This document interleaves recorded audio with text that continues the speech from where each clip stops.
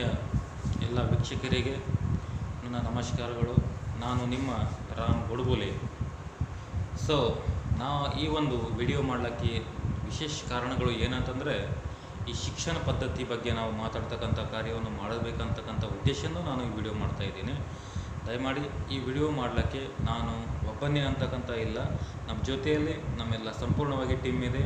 ಆ ಟೀಮ್ ಜೊತೆಯಲ್ಲಿ ನಾವು ಒಂದು ಕೆಲಸ ಮಾಡ್ತಾಯಿದ್ದೀವಿ. ಈ ಪ್ರೈವೇಟ್ ಎಜುಕೇಷನ್ಸ್ನಲ್ಲಿ ಕೂಡ ಗೌರ್ಮೆಂಟ್ ಎಜುಕೇಷನಲ್ಲಿ ವ್ಯತ್ಯಾಸಗಳು ಏನಾಗ್ತಾ ಇದ್ದಾವೆ ಅದರ ಮೇಲೆ ಸ್ವಲ್ಪ ನಾವು ಕಣ್ಣಾಕೋಣ. ದಯಮಾಡಿ ಈ ಕ್ಷೇತ್ರದಲ್ಲಿ ಆಗಲಿ, ಪ್ರತಿಯೊಂದು ನಮ್ಮ ಜಿಲ್ಲೆಯಲ್ಲೇ ಆಗಲಿ, ಪ್ರತಿಯೊಂದು ರಾಜ್ಯ ಮಟ್ಟದಲ್ಲೇ ಆಗಲಿ, ಈ ಶಿಕ್ಷಣ ವ್ಯವಸ್ಥೆಯನ್ನು ಯಾವ ರೀತಿಯಲ್ಲಿ ನಡೀತಾ ಇದೆ, ಈ ಶಿಕ್ಷಣ ವ್ಯವಸ್ಥೆಯಲ್ಲಿ ಏನು ಕೂಡ ಆಗ್ತಾ ಇದೆ, ಇದ್ರ ಬಗ್ಗೆ ನಾವು ಒಂದು ಸಮೀಕ್ಷೆಯನ್ನು ಮಾಡಿಸೋಣ. ಈ ಸಮೀಕ್ಷೆ ಮಾಡಲಿಕ್ಕೆ ಪ್ರತಿಯೊಬ್ಬರದ್ದು ಸಹಕಾರವನ್ನು ಬೇಕಾಗುತ್ತೆ.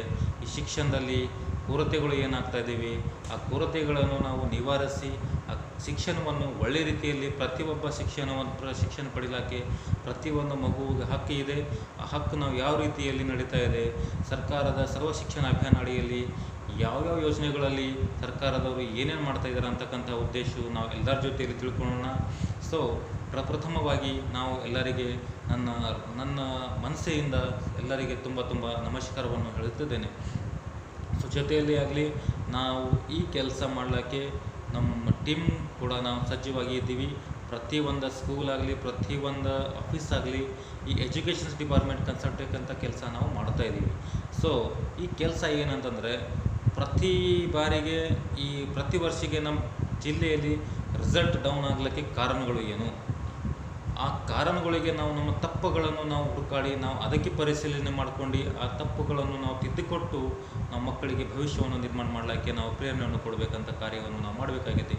ಸೊ ಪ್ರತಿಯೊಬ್ಬ ಶಿಕ್ಷಕರಾಗಲಿ, ಪ್ರತಿಯೊಬ್ಬ ಅಧಿಕಾರಿಗಳಾಗಲಿ, ಪ್ರತಿಯೊಬ್ಬ ಹೈಯರ್ ಅಧಿಕಾರಿಗಳಾಗಲಿ ಈ ಶಿಕ್ಷಣ ವ್ಯವಸ್ಥೆ ಕಡೆ ತಮ್ಮ ಗಮನವನ್ನು ಸೆಳೆಸುತ್ತಾ ಆ ಗಮನದಲ್ಲಿ ಹಿಡ್ಕೊಂಡು ತಾವು ಒಂದು ಸಿಸ್ಟಮನ್ನು ಒಳ್ಳೆಯ ರೀತಿಯಲ್ಲಿ ನಡೆಸ್ಕೋಬೇಕಂತಕ್ಕಂಥ ಕಾರ್ಯವನ್ನು ಮಾಡಬೇಕಾಗಿರೋದು. ಸೊ ಪ್ರತಿಯೊಂದು ಈಗ ಸರ್ಕಾರದಲ್ಲಿ ಇರ್ತಕ್ಕಂಥ ಸರ್ಕಾರಿ ಶಾಲೆಗಳಲ್ಲಿ ರಿಸಲ್ಟ್ ಡೌನ್ ಆಗಲಿಕ್ಕೆ ಕಾರಣಗಳು ಏನು, ಸೊ ಅದು ಮೊದಲಿಗಾಗಿ ನಾವು ತಿಳ್ಕೋಬೇಕು. ಸೊ ಸರ್ಕಾರದಲ್ಲಿ ಇರ್ತಕ್ಕಂಥ ಸಿಸ್ಟಮನ್ನು ಯಾರು ಅಧಿಕಾರಿಗಳು ಹೋಗಿ ಯಾಕೆ ಆ ಸ್ಕೂಲಿಗೆ ವಿಸಿಟ್ ಮಾಡ್ತಾ ಇಲ್ಲ, ಅಲ್ಲಿ ಏನು ನಡೀತಾ ಇದೆ, ಆ ಸ್ಕೂಲಿಗೆ ವಿಸಿಟ್ ಮಾಡಿದರೆ ಆ ಸ್ಕೂಲ್ ರಿಸಲ್ಟ್ ಯಾಕೆ ಬರಲಿಲ್ಲ, ಆ ಸ್ಕೂಲ್ ರಿಸಲ್ಟ್ ಬರಲಿಕ್ಕೆ ಏನು ತಪ್ಪುಗಳು ಆಗಿದೆ, ಸೊ ಅದು ನಾವು ನಿವಾರಣೆ ಮಾಡ್ಕೋಬೇಕಂತ ಕಾರ್ಯ ಯಾರು ಮಾಡಬೇಕು, ಸಂಬಂಧಪಟ್ಟ ಅಧಿಕಾರಿಗಳು ಅದ್ರ ಬಗ್ಗೆ ಕೂಲಂಕುಷವಾಗಿ ಒಂದು ಸಮಿತಿ ನಿರ್ಮಾಣ ಮಾಡ್ಕೊಂಡು ಸಮಿತಿಯಲ್ಲಿ ಚರ್ಚೆ ಮಾಡ್ಕೊಂಡು ಆ ಸ್ಕೂಲಲ್ಲಿ ರಿಸಲ್ಟ್ ಕಡಿಮೆ ಬಂತಕ್ಕಂಥ ಆ ಶಿಕ್ಷೆಗೆ ಏನು ಕೊರತೆಗಳಿದೆ, ಅವು ಯಾವ್ಯಾವ ಕೊರತೆಗಳಿದೋ ಆ ಸಂಪೂರ್ಣ ಕೊರತೆಗಳನ್ನು ನಿವಾರಣೆ ಮಾಡಬೇಕಂತ ಪರಿಸ್ಥಿತಿ ಬಂದಿದೆ. ಆದ ಕಾರಣಕ್ಕೆ ರಿಸಲ್ಟ್ ಬರ್ತಾಯಿಲ್ಲ. ಸೊ ದಯಮಾಡಿ ಪ್ರತಿಯೊಬ್ಬ ಸಿಸ್ಟಮನ್ನು ಒಳ್ಳೆ ರೀತಿಯಲ್ಲಿ ನಡೆಸಬೇಕಾಗಿರೋದಕ್ಕೆ ಶಿಕ್ಷಣ ಕ್ಷೇತ್ರ ಈ ಒಂದು ಸುಂದರವಾದ ಕ್ಷೇತ್ರ ಇದೆ. ಆ ಸುಂದರವಾಗಿ ಸಿಸ್ಟಮ್ಲಿಂದ ನಾವು ಈ ದೇಶವನ್ನು ನಿರ್ಮಾಣ ಮಾಡಲಿಕ್ಕೆ ಸಾಧ್ಯ ಆಗುತ್ತೆ. ಏನಪ್ಪ ಅಂತಂದರೆ, ಸೊ ಮೊದಲಿಗೆ ಶಿಕ್ಷಣ ಪಡೀಲಿಕ್ಕೆ ಪ್ರತಿಯೊಬ್ಬರ ತಾಯಿ ತಂದೆಗಳು ಏನನ್ನು ಕೆಲಸ ಮಾಡಿಕೊಂಡು ತನ್ನ ಮಕ್ಕಳಿಗೆ ಸ್ಕೂಲಿಗೆ ಕಳಿಸ್ತಾ ಇದ್ದಾರೆ. ಸೊ ಅದರಲ್ಲಿ ಇವಾಗ ಪ್ರೆಸೆಂಟ್ ಏನೋ ಪರಿಸ್ಥಿತಿ ಆಗಿದೆ ಅಂದರೆ, ಸರ್ಕಾರಿ ಶಾಲೆ ಹಾಗೂ ಖಾಸಗಿ ಶಾಲೆಯಲ್ಲಿ ಏನಾಗ್ತಾ ಇದೆ ಅಂತಂದರೆ, ಈ ಸರ್ಕಾರಿ ಶಾಲೆಯಲ್ಲಿ ಏನೂ ಕಲಿಸ್ತಾ ಇಲ್ಲಪ್ಪ ಟೀಚರು, ಅದಕ್ಕೆ ನಮ್ಮ ಮಕ್ಕಳಿಗೆ ನಾವು ಸರ್ಕಾರಿ ಶಾಲೆಯಿಂದ ತೆಗೆದು ಖಾಸಗಿ ಶಾಲೆಗೆ ಸೇರಿಸ್ತಾ ಇದ್ದೀವಿ. ಸೊ ಸರ್ಕಾರಿ ಶಾಲೆಯಲ್ಲಿ ಯಾಕಪ್ಪ ನೀವು ಸೇರಿಸ್ತಾ ಇಲ್ಲ, ಸರ್ಕಾರಿ ಶಾಲೆಯಲ್ಲಿ ನಿಮಗೆ ಏನು ಬೇಕಾದರೂ ಸರ್ಕಾರದವರು ಎಲ್ಲೆಲ್ಲ ಸವಲತ್ತುಗಳು ಕೊಡ್ತಾ ಇದ್ದಾವಲ್ಲ, ಊಟ ಇದೆ, ಮಿಡ್ ಡೇ ಮೀಲ್ಸ್ ಇದೆ, ಬೂಟ್ಸ್ ಇದೆ, ಬಟ್ಟೆ ಇದೆ, ಬ್ಯಾಗ್ ಇದೆ, ನಿಮ್ಮ ಹೆಲ್ತ್ ಬಗ್ಗೆ ಏನಾದರೂ ಆಗಿದ್ರೆ ಇದು ಮಾಡ್ತಾರೆ. ಅಲ್ಲಿ ಒಳ್ಳೆ ಟೀಚರ್ಸ್ ಇದ್ದಾವೆ, ಒಳ್ಳೆ ಕ್ವಾಲಿಫೈಡ್ ಟೀಚರ್ಸ್ ಇದ್ದಾವೆ, TAT ಮಾಡಿರೋ ಟೀಚರ್ಸ್ ಇದ್ದಾರೆ, CET ಬರ್ಸ್ತಕ್ಕಂಥ ಟೀಚರ್ಸ್ ಇದ್ದಾರೆ. ಯಾಕೆ ಆ ಸಿಸ್ಟಮ್ ಮೇಲೆ ನಿಮ್ಗೆ ಫೇತ್ ಇಲ್ಲಪ್ಪ? ಆ ಫೇತ್ ಇಲ್ಲಕ್ಕೆ ಕಾರಣ ಏನಾಗಿದೆ ಅಂದರೆ, ತಮ್ಮದೇ ಆದಕ್ಕಂಥ ಶಿಕ್ಷಕರು ತಮ್ಮದೇ ಮಕ್ಕಳಿಗೆ ಖಾಸಗಿ ಶಾಲೆಗೆ ಸೇರಿಸ್ತಾ ಇದ್ದಾರೆ. ಖಾಸಗಿ ಶಾಲೆಯಲ್ಲಿ ಸೇರಿಸಿದರೆ ತಮ್ಮ ಮಕ್ಕಳು ಒಳ್ಳೆ ರೀತಿಯಲ್ಲಿ ಭವಿಷ್ಯವನ್ನು ನಿರ್ಮಾಣ ಮಾಡಲಿಕ್ಕೆ ನೀವು ಖುಷಿಯಿಂದ ಆ ಮಕ್ಕಳಿಗೆ ಕಳಿಸ್ತೀರಿ. ಬಟ್ ಈ ಎಲ್ಲ ಬ್ಯಾಕ್ ಉಳ್ತಕ್ಕಂಥ ಮಕ್ಕಳು, ಮಿಡಲ್ ಲೆವೆಲ್ ಇರ್ತಕ್ಕಂಥ ಮಕ್ಕಳಾಗಲಿ, ಹೈ ಲೆವೆಲ್ ಇರ್ತಕ್ಕಂಥ ಮಕ್ಕಳಾಗಲಿ, ಯಾವತ್ತು ಗೌರ್ಮೆಂಟ್ ಸರ್ವೆಂಟ್ ಮಕ್ಕಳು ಯಾವತ್ತು ಖಾಸಗಿ ಶಾಲೆಗೆ ಕಳಿಸ್ತಾ ಇದ್ದೀರಾ? ಯಾಕೆ ಖಾಸಗಿ ಶಾಲೆಗೆ ಕಳಿಸ್ತಾ ಇದ್ದೀರಾ?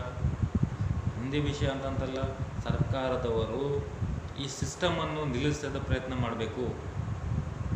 ಇನ್ನೊಂದು ವೈಯಕ್ತಿಕ ಒಂದು ವಿಷಯ ಏನಿದೆ ಅಂತಂದರೆ, ಸೊ ಸೊ ರಿಯಾಲಿಟಿ ಫೇಕ್ ಮಾಡಬೇಕಂತಂದರೆ ಅದು ಫೇಸ್ ಮಾಡಬೇಕಂದ್ರೆ ನಾವು ಸ್ಟಿಂಗ್ ಆಪ್ರೇಷನ್ ಮುಖಾಂತರ ಎಲ್ಲ ಕಡೆಯೂ ಫೇಸ್ ಮಾಡ್ತಾ ಇದ್ದೀವಿ. ಇದಕ್ಕೆ ಮೇನ್ ರೀಸನ್ ಆಗಿದೆ ಅಂತ ಹೇಳಿದರೆ ನಾನು ಕರೆಕ್ಟ್ವಾಗಿ ಹೇಳ್ತಾ ಇದ್ದೀನಿ. ಸೊ ಪ್ರಥಮ ನಾನು ವಿಷಯ ಹೇಳ್ತಾ ಇರೋದು ಏನಂತಂದರೆ, ಸರ್ಕಾರದಲ್ಲಿ ಇರತಕ್ಕಂಥ ಅಧಿಕಾರಿಗಳು ತಮ್ಮ ಕಾರ್ಯವನ್ನು ನಿಷ್ಠೆಯಿಂದ ಕೆಲಸ ಮಾಡಿದರೆ ಸಿಸ್ಟಮ್ ಯಾವುದು ಕೆಡದೋಗಲ್ಲ, ಕರಪ್ಷನ್ ಕೂಡ ನಿಲ್ಲಿಸುತ್ತದೆ. ಅದಕ್ಕೆ ಏನಾಗಿದೆ ಅಂದರೆ, ಸರ್ಕಾರಿ ಅಧಿಕಾರಿಗಳು ರಾಜಕೀಯವರ ಕೈಗೊಂಬೆಯಾಗಿ ಕೆಲಸ ಮಾಡ್ತಾ ಇದ್ದಾವೆ. ರಾಜಕೀಯವಾಗಿ ಏನು ಕೈಗೊಂಬೆಯಾಗಿ ಕೆಲಸ ಮಾಡ್ತಾ ಇದ್ದಾರೆ ಅಂದರೆ, ಈ ಸಂಸ್ಥೆಗಳೇನಿದ್ದಾವೆ, ಈ ಸಂಸ್ಥೆಗಳಲ್ಲಿ ಏನಾಗಿದೆ ಅಂದರೆ ಏನೇನು ತಪ್ಪುಗಳಿದ್ದಾವೆ, ಆ ಸಂಸ್ಥೆಗಳಿಗೆ ಪರ್ಮಿಷನ್ ಕೊಡಲಿಕ್ಕೆ ಕಾರಣಗಳು ಯಾರು? ಅಧಿಕಾರಿಗಳು ಅಲ್ಲಿ ಹೋಗಿ ಅವ್ರ ಸೈಟ್ಸ್ ಚೆಕ್ ಮಾಡಿದ್ದೀರಾ? ಅಲ್ಲಿ ಏನೇನು ನ್ಯೂನತೆಗಳು ಇದ್ದಾವೆ? ಆ ಸ್ಕೂಲಲ್ಲಿ ಸರಿಯಾಗಿ ನೀರಿನ ವ್ಯವಸ್ಥೆ ಇಲ್ಲ, ಆಟದ ಗ್ರೌಂಡ್ಸ್ ಇಲ್ಲ, ಅಲ್ಲಿ ಕೂಡಲಿಕ್ಕೆ ಚೇರ್ ಇರಿಸಲ್ಲ. ಒಂದು ಸ್ಕೂಲ್ನಲ್ಲಿ ಒಂದು ಕ್ಲಾಸ್ನಲ್ಲಿ 50 ಮಕ್ಕಳು ಅಡ್ಮಿಷನ್ಸ್ ಮಾಡಿಸ್ತಾರೆ. ಅದರಲ್ಲಿ ಪಾರ್ಟ್ಸ್ ಮಾಡ್ಕೊಂಡು A B C ಈ ಥರ ಕೆಲಸ ಮಾಡ್ತಾ ಇದ್ದಾವೆ. ಈ ಸರ್ಕಾರದ ನೀತಿ ನಿಯಮಗಳಲ್ಲಿ ಇದೆಯಾ? ನೀವು ಆ ಥರ ಪರ್ಮಿಷನ್ಸ್ ಕೊಟ್ಟಿದ್ದೀರಾ? CBSE ಯಾವ ಸ್ಕೂಲ್ನಲ್ಲಿ ಇದೆ ಆ ಸ್ಕೂಲ್ ಓಕೆ. ಯಾವ ಸ್ಕೂಲಲ್ಲಿ CBSE ಇಲ್ಲ ಆ ಸ್ಕೂಲಲ್ಲಿ ನಿಮ್ಮ ಮಕ್ಕಳಿಗೆ ನಾವು CBSE ಸಿಲೆಬಸ್ ಕಲಿಸ್ತೀವಿ ಅಂತ ಕಲಿಸ್ಕೋತಾರೆ, ಅದು ಎಷ್ಟು ಮಟ್ಟಿಗೆ ಸರಿ ಇದೆಯಾ? ಇದಕ್ಕೆ ನಿಜವಾಗಿ ಮಾತು ಹೇಳೋದೇನಂತಂದರೆ, ಅಧಿಕಾರಿಗಳು ದುರ್ಲಕ್ಷ್ಯವೇ. ಈ ಅಧಿಕಾರಿಗಳು ತಮ್ಮ ಕೆಲಸವನ್ನು ನಿಲ್ಲಿಸಿ ಒಳ್ಳೆಯ ಕೆಲಸಗಳನ್ನು ಮಾಡಬೇಕಂತೂ ನಾನು ನಿಮ್ಮಲ್ಲಿ ಬಯಸ್ಕೊತಾ ಇದ್ದೀನಿ.